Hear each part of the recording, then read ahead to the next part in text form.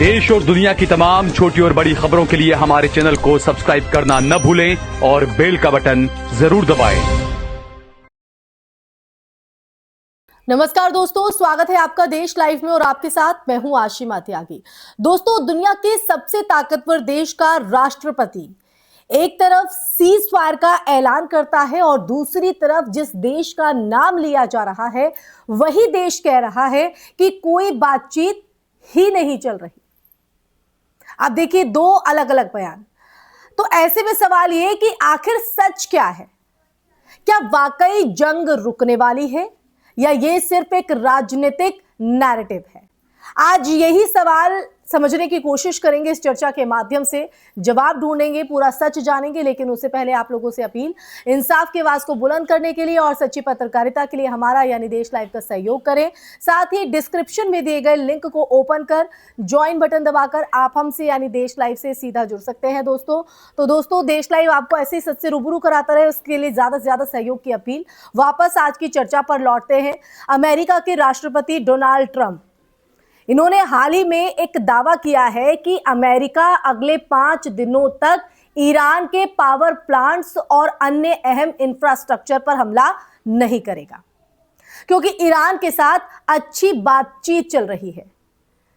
पहली नजर में अगर देखें तो ये जो बयान है वो राहत देने वाला लगता है दोस्तों, जैसे तनाव कम हो रहा है। लेकिन जैसे ही ईरान की तरफ से अगर हम प्रतिक्रिया की बात करें, रिएक्शन आता है, तो पूरा नैरेटिव ही उलट जाता है। ईरान साफ तौर पर कहता है कि उसकी ट्रंप या अमेरिका के साथ कोई सीधी या परोक्ष बातचीत नहीं चल रही है, कोई बातचीत नहीं है। और यहीं से शुरू होती है असली कहानी, जहां बयान और हकीकत के बीच फर्क दिखाई देता है। तो देखिए, सबसे पहले समझते हैं राजनीतिक एंगल।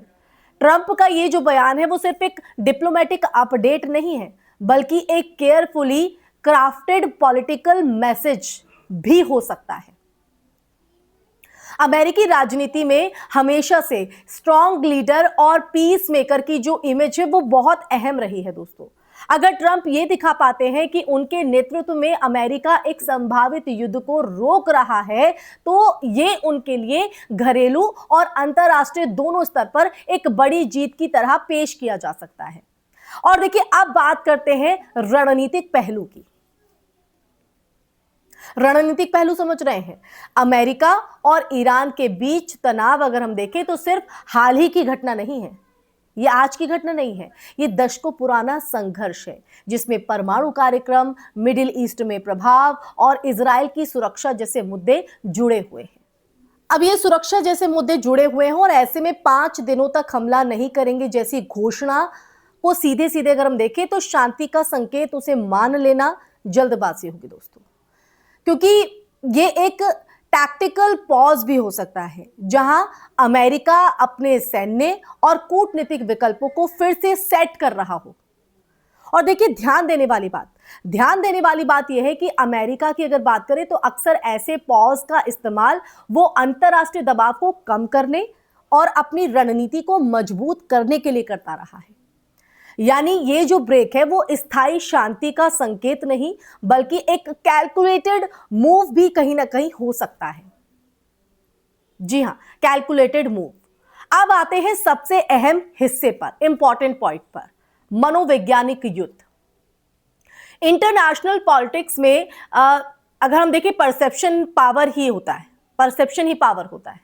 जी हां, इंटरनेशनल पॉलिटिक्स में अगर ट्रंप ये कह सकते हैं या ये कहते हैं कि हम बातचीत कर रहे हैं और समाधान कर रहे हैं बातचीत के जरिए, तो इससे एक वैश्विक संदेश जाता है कि अमेरिका शांति चाहता है और पहल कर रहा है।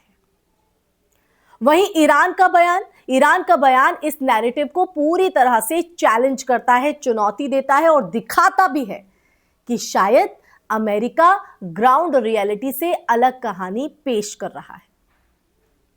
ये जो क्लैश है, ये क्लैश सिर्फ दो देशों के बीच नहीं है, ये नैरेटिव वर्सेस काउंटर नैरेटिव की लड़ाई है। अब सवाल, क्या जंग रुकेगी? अगर हम ग्राउंड रियलिटीज को देखें तो इसका जो जवाब है वो आसान नहीं है दोस्तों। अमेरिका और ईरान का जो टकराव है वो आइसोलेटेड नहीं है, इसमें इजराइल, सऊदी अरब, पूरे मध्य पूर्व की अगर जियोपॉलिटिक्स की अगर हम बात करें तो पूरे मध्य पूर्व की जियोपॉलिटिक्स भी जो है वो जुड़ी हुई है, क्योंकि जब तक इन सभी स्टेक होल्डर्स के हित अलाइन नहीं होते हैं तब तक किसी स्थायी सीज फायर की संभावना बेहद कम रहती है, बेहद कम। और इतिहास की बात करें तो इतिहास भी यही बताता है कि 2015 का ईरान न्यूक्लियर डील, फिर उसका टूटना और उसके बाद लगातार तनाव बढ़ना, हर बार बातचीत की खबरें आई हैं, लेकिन साथ ही संघर्ष भी चलता रहा। यानी ये एक साइकिल है, टॉक्स, टेंशन, पॉज और फिर एस्केलेशन। तो क्या ट्रंप का ये जो बयान है पूरी तरह गलत है? जरूरी नहीं।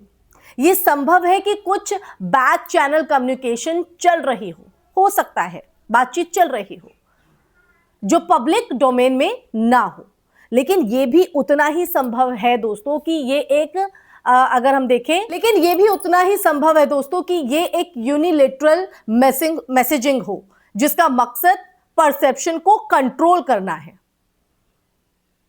हो सकता है, कुछ भी हो सकता है, क्योंकि एक तरफ ट्रंप का ये कहना कि हम बातचीत कर रहे हैं, दूसरी तरफ ईरान का ये बयान कहीं ना कहीं अपने आप को उल्टा करता है। अब इस पूरे घटनाक्रम से अगर हम देखें तो एक बात साफ होती है कि इंटरनेशनल पॉलिटिक्स में सच हमेशा सीधा नहीं होता है। हर बयान के पीछे एक लेयर्स होती है, एक परत होती है, और हर घोषणा के पीछे स्ट्रैटेजी होती है। और शायद यही इस कहानी की सबसे बड़ी सच्चाई भी है।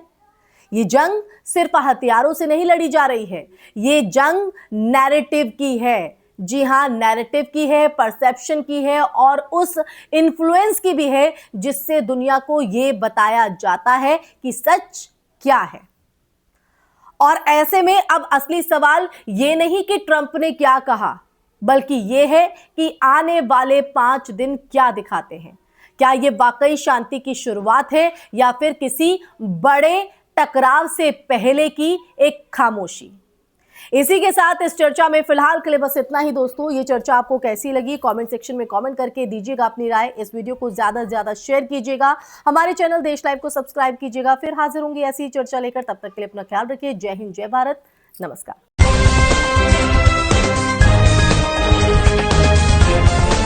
देश और दुनिया की तमाम छोटी और बड़ी खबरों के लिए हमारे चैनल को सब्सक्राइब करना न भूलें और बेल का बटन जरूर दबाएं।